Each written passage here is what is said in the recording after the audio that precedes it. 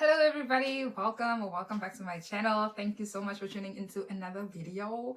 If you have made it this far into this video, please consider subscribing because it really helps my channel out a lot, and it also helps to get to the people that actually want to see this content and need to see this content.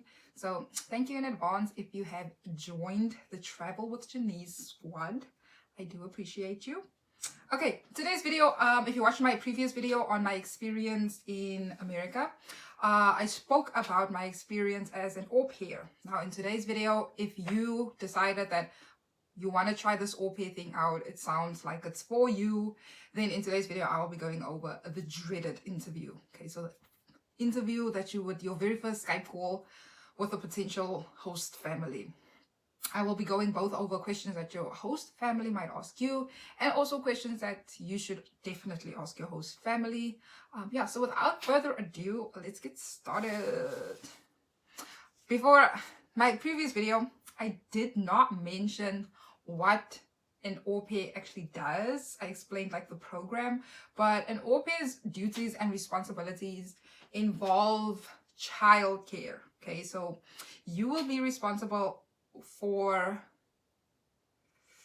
the livelihood of the children. So you will, I don't know what your schedule will look like, but mine involved taking kids to school, picking them up from school when I was driving, taking them to creche, or just I also in my first year I was taking care of like a 3-year-old, so he didn't have creche or anything like that, so I spent the whole day with him. So just have like activities planned for him and make sure that he's entertained, make sure that he's fed, he takes naps.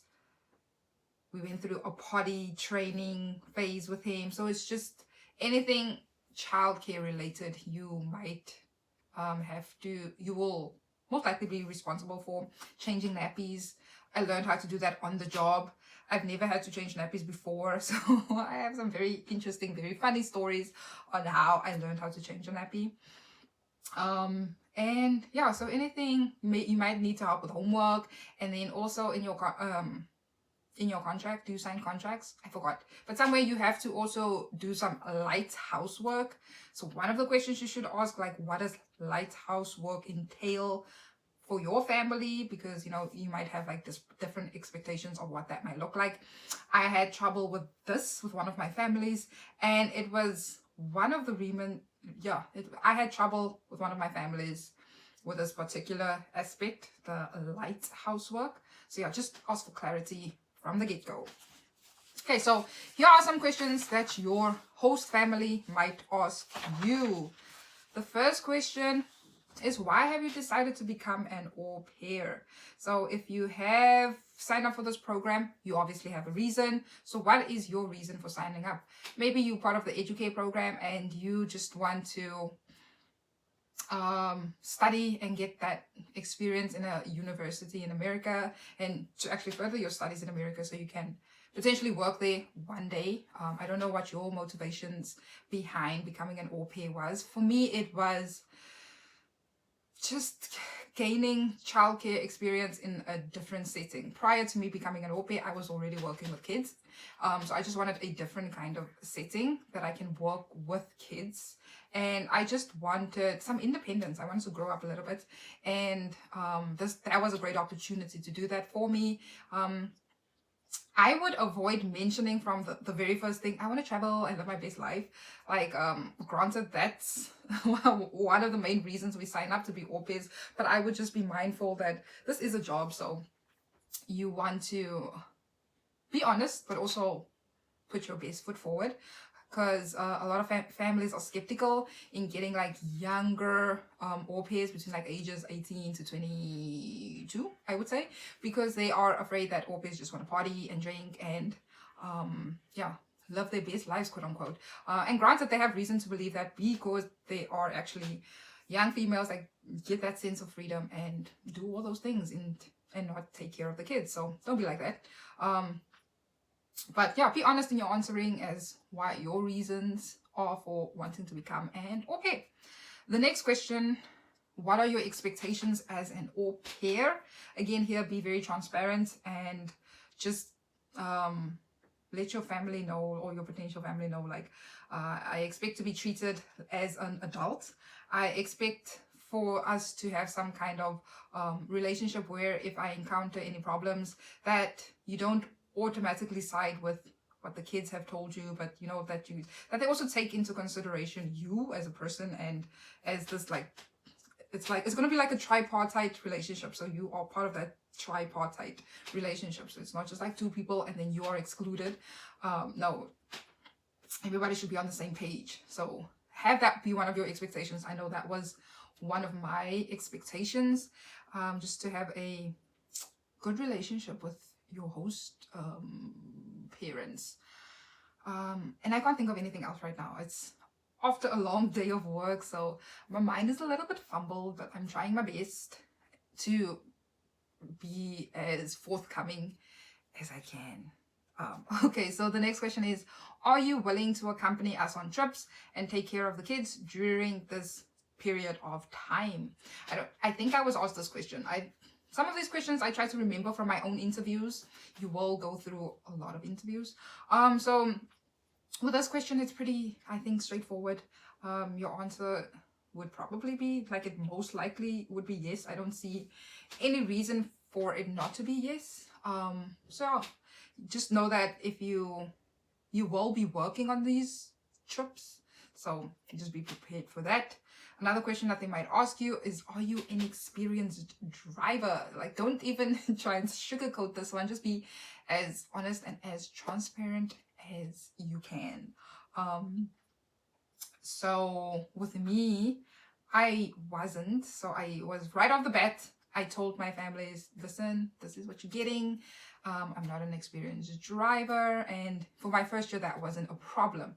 However, for my second year, I extended with a different family in a different state, and this family expected me to drive. Okay, so I would be responsible for driving the kids to school and picking them up and so forth. But I think there was a misunderstanding between myself and my host mom, and I think she figured that I would, I don't know, but there was just some sort of misunderstanding. But it ended up not working out with that family. But then I moved, so I had to rematch and move to another family. And with this family, I think just having them be patient with me, I expressed to them, like, this is my, they also expected me to be able to drive the kids. Sorry, I'm kind of skipping. But I was honest with them and I was transparent, and I said, listen, this is the extent of my driving. The previous family, this is, I think there was a misunderstanding somehow, but I'm not a good driver. Okay. Like, am I comfortable doing it? Yes, because I've taken like classes, and it's not difficult driving in America, at least for me. So the classes that I did take, like, it calmed my nerves. And I think I'm just one of those people that if I'm put into the situation, I just learn faster like that. I learn by going or by doing it. And I just needed somebody that was like a little bit patient to just be like, okay, this is how you do it. This is not how you do it. And not stress me out in that moment. And just like believe and trust and have faith in me that, okay, yeah, you got it. You're good. And then, yeah, I could, yeah. So that was the situation with this family. They took me for like 2 or 3 lessons. Yeah, let's call them lessons. And the first one didn't go that well, but I thought, yeah, the second and the third one went really well, because I think the major difference is just having that person that was like actually patient and corrected me where I was, you know, maybe do this or try that, and then like, okay, I would do that. I just learned so much quicker by doing that, and just having that somebody that's like actually, you know, relies and like actually can see, okay, you are capable of doing this. So yeah, that was for me. And then shortly after, I went driving with them like 2 or 3 times. I went for lessons with my host family, and on the 4th time I had to drive on my own to go pick one of my host kids up from school, from the pickup line, and I managed. I did fine, and from there on it was good. I drove every day, and yeah, I think it was very easy. So yeah, long story short, don't lie about like your experience. Just be very straight up and transparent with them, because you will drive kids around. So make sure that you are prepared for that. You might not. Okay, so the one thing they might ask you is, do you like animals? A lot of American families have pets, so they just want to make sure that you're comfortable around their pets. Usually, sometimes they'll even ask you if you comfortable with like walking the dogs and stuff. It's not your responsibility, so you can say no if you're not comfortable. My last host family had dogs. Oh, they were such beautiful dogs. And yeah, I was not responsible for the dogs. I don't even think I ever walked them, even though I had like, I could have if I wanted to, but I don't know. I didn't wanna. I guess I didn't want to. And then another question. They will definitely ask you this question. How would you handle situations in which children disobeyed you? How will you deal with discipline? Oh, this question is, so how would you answer that question? So I would first ask, like, do they already have a discipline routine in place? Just find out first what their discipline routine is like. And then say anything along the lines of like, try and figure out the source of the problem. Maybe they were angry because they had a bad day at school, or they had a fight with their brother and sister and they lashed out at you. And so yeah, you kind of trying to find the root of the problem and address it there. And then say something along the lines of speak calmly, realize that you are the adult in the situation, speak calmly, but also let the kids know that that's not how to treat or speak to you. You are here to take care of them, and as such you deserve to be treated with respect and kindness, because you are speaking to them with respect and kindness, hopefully, so you expect the same. And then just give them, like, I remember I gave my first host family like a sort of reward sheet that I was going by. Like if the boys behaved and they helped me tidy up, they would get a star for every if they spoke kindly, they would get a star for everything. But however, if they like broke one of those rules, I'm gonna call them rules, I took a star away. And at the end of the week, if they didn't have like a certain amount of stars, if they had a certain amount of stars, they would get a reward. Like maybe like, I know they like ice cream and I know they like video games, so I would reward them with that, or like watching a show, because they couldn't watch a lot of TV, so I would make sure that I do that. But bear in mind, they are kids, and mine were like very young, so that worked for like a couple of weeks, and then I had to change it up. So you would constantly have to think of something new, and that's not always easy. But for the first few weeks, you can go off of, like kind of like a reward system, and sometimes it will work, sometimes it won't. But yeah. And the next question. Do you like children, and have you had any experience in childcare? So yeah, I think this is also a standard question. You have to like children to live with them and work with them for like 45 hours a week. So yeah. And if you have any childcare experience, I don't think that's a make or break question. If you don't have, you should have childcare experience, because if you're signing up, then you should have like 200 hours of recent childcare experience. So there's that answer. What do you enjoy doing in your free time? So I think this is also like an important question for them to ask, because they're trying to find out if you will be a good fit for their family. So if you like hiking and the family is also like very outdoorsy, you guys might be a good fit, because they're like, oh, maybe weekends we can invite her out. But if your answer is, oh, I like hanging out with my friends, I like going out, and they might be alarmed. I think especially when you're like under 25, they might be like, maybe she's just here to party and live her best life. So they might be a little bit skeptical. So be honest in your answer, but also word it in such a way that it doesn't make you sound like a party animal. And I don't know how you would do that. So maybe you say, I don't know.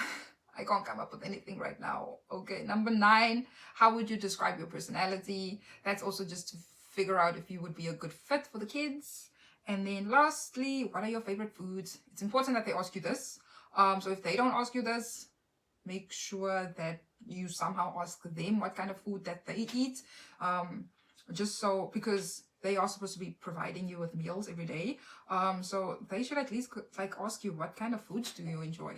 To not just make you eat whatever is in the house. Okay, so that's all of the questions that the host family might ask you. And now questions you definitely have to ask your host family. Number 1, I've written down, what are your expectations of me as an au pair? It's always nice to ask them what their expectations of you are as well. And number 2,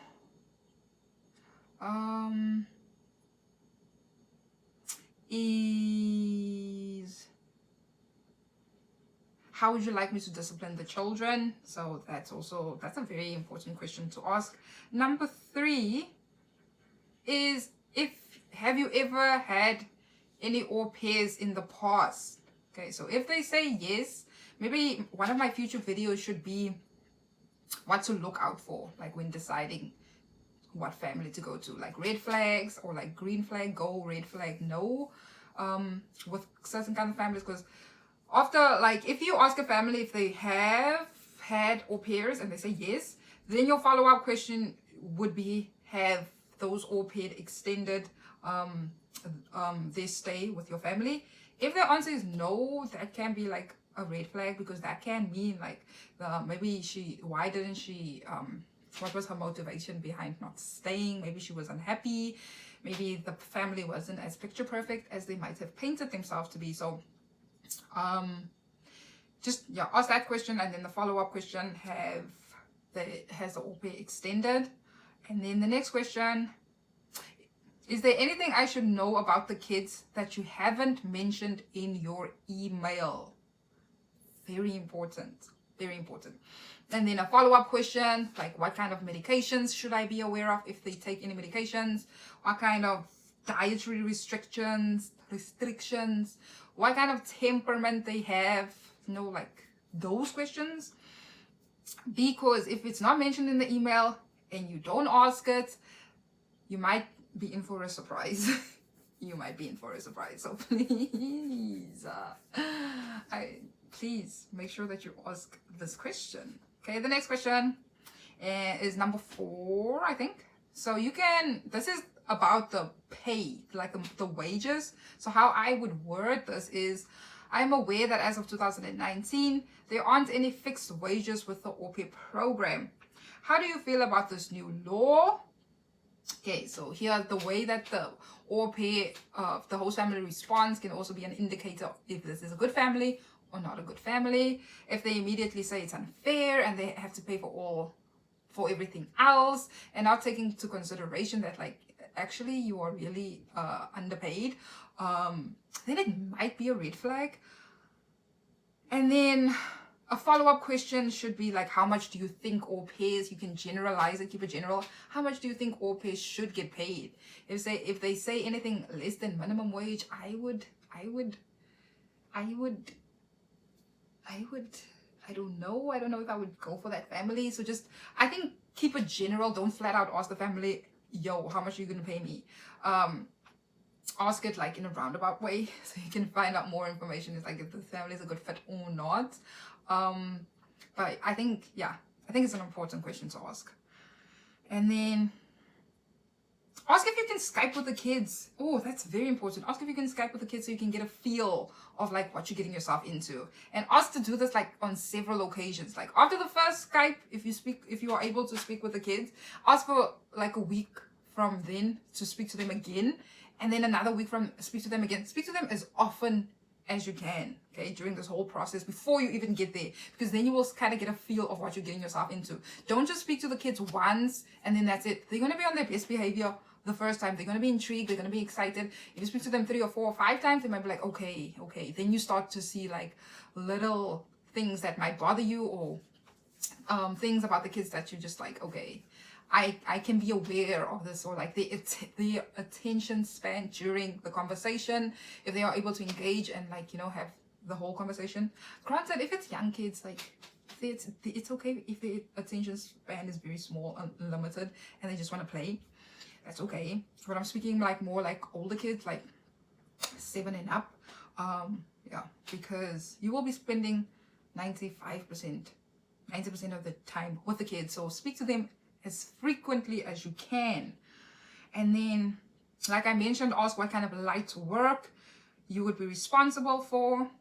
And then the next question, if you'll have access to a car. Okay, so if you'll be driving the kids around, also if you do have access to the car, ask if there's a radius No, first ask if you can use it for your personal use as well. So outside of your working hours, if you're allowed to use it. And if the host family says yes, then ask if you have a driving radius. Because I know my friend could use her car outside of like work hours, but she had a radius of like 20 miles. She couldn't go further than 20 miles. And then, yeah. And then I think it's only nice if you also like pay for gas, if you would pay your own gas, especially if they pay you more than minimum wage. Some families, yeah, my family didn't make me pay for my own gas because I didn't drive their car in my personal time that often. So yeah, it wasn't enough where I had to actually like, I didn't empty a full tank in the entire weekend. So they were just like, you know what, you don't have to pay for gas. But I think it's nice that you offer and you say that I'll pay for gas because you're letting me use your car in your spare time, in my free time. But do ask about the radius. And then